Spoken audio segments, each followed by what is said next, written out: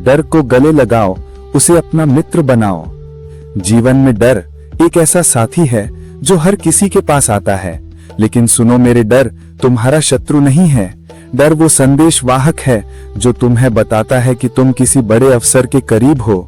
जब तुम डर को गले लगाते हो, उसे समझते हो और उसका सामना करते हो, तो वो तुम्हें और मजबूत बनाता है। मैंने अर्जुन को भी युद्ध के मैदान में यही समझाया था। जब वो भयभीत था, जब वो अपने कर्तव्य से डर रहा था, मैंने उसे बताया कि डर को जीतने का एकमात्र तरीका है उसका सामना करना।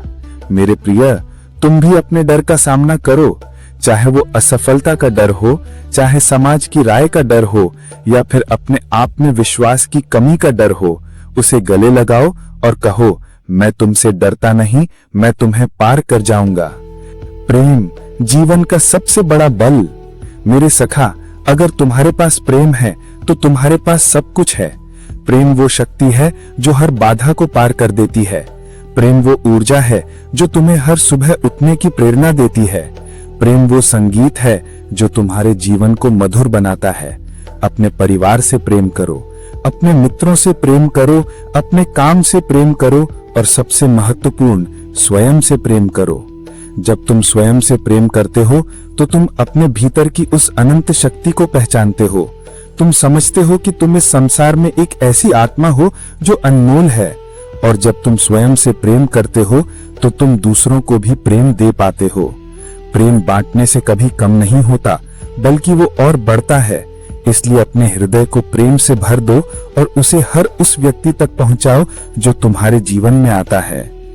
असफलता एक शिक्षक, न कि अंत।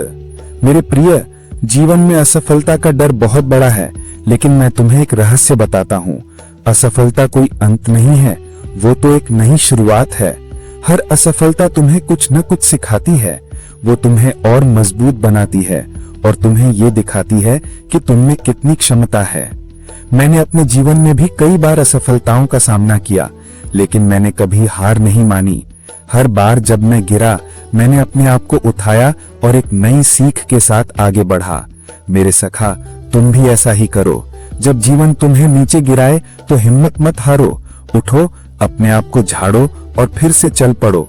क्योंकि असफलता का मतलब ये नहीं कि तुम हार गए, इसका मतलब है कि तुम अभी और सीख रहे हो।